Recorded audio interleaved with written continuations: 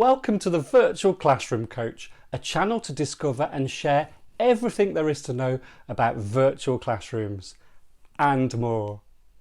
Now in this video we're going to take a real close look at audio, including tips and tricks to get it just right.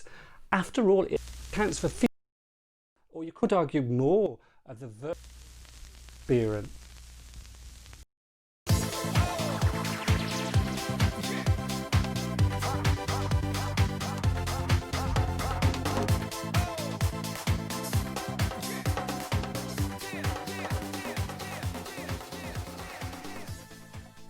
So that might have been a bit frustrating or confusing for you then, and imagine what it could be like for a learner trying to concentrate. So what you didn't hear me say was, in this video we're going to take a close look at audio, including tips and tricks to get it just right. After all, it accounts for 50%, you could argue more, of the virtual classroom experience. Now, before we start, please do consider subscribing to the channel. It really supports me, and that way we can keep in touch and you'll be the first to know when I drop in a new video. All right, let's dive straight in.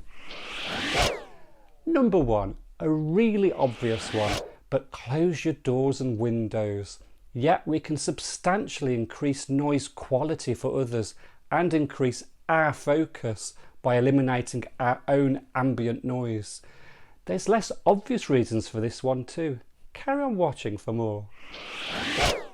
Number two, if you're using an inbuilt mic on a laptop, find out exactly where it's positioned and make sure you haven't got it accidentally covered with tutor notes. Imagine the shuffle and rustle, or other papers, or even permanent stickers. Number three, remember, speak directly towards the inbuilt mic, not at an angle.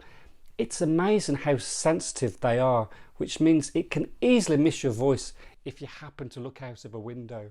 Sorry, if you happen to look out of a window whilst talking to your participants. Number four, our mobile phone, earphone and microphone sets. They're remarkably effective as a great audio option. I mean, think of how well they cope in noisy mobile phone environments. They can be just as effective on a virtual classroom. Okay, for me, it's still not the best option because some learners can actually be really distracted by the white dangly wires flopping and floating about when they're trying to learn stuff as well. Number five, a USB microphone. Yes, they can be great for sound quality for your learners. Think of something like the Blue Microphone Snowball Ice. It provides really crisp sound for your learners, and I have to say it looks really cool as well. There's a link to that in the description below. Number six, go one even better and consider a complete headset solution. They're great sound for your delegates, but also super sound quality for you as well. Neither side will miss a word. Jabra, they produce some fabulous quality ones of all prices. As you can see, I've got the Jabra Evolve 30 stereo headset here, which includes passive noise cancellation. This is a mid-price one, and I have to say it's completely effective for my use. There's a link below in the description for this. But I've also linked to a mono version as well, i.e. one with just one earpiece. I've got some friends who really can't stand being completely blocked in by two. And I get it. One, they say, well, they can't hear their own voice, which can be really off-putting.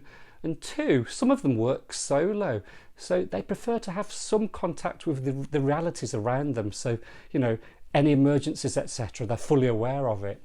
So make your own choice on that one. Also, if you're not sure if you should purchase a Skype certified or a UC certified, well, I can make that nice and easy for you. If you're using it for multi-purpose use, including virtual calls, it's UC all the way. It stands for Unified Communications, which to you and I means it works across any device and platform, therefore really versatile plug and play type of stuff. Number seven, watch my video that looks at Zoom audio settings. You'll see how you can tweak the settings to create crisper audio that way. And you can also apply these hacks in other similar software as well. There you go, my top 7. Do you agree or disagree with my tips and tricks? Can you think of any more? Please share them in the comments below, or in the community section further along. I'd love to hear your thoughts. So if you've liked the video, please do press the like and bell button. I really appreciate that. And let's keep in touch. Please press that subscribe button as well. Also, why not look at my other videos right now? But until then, as always, thank you so much for watching.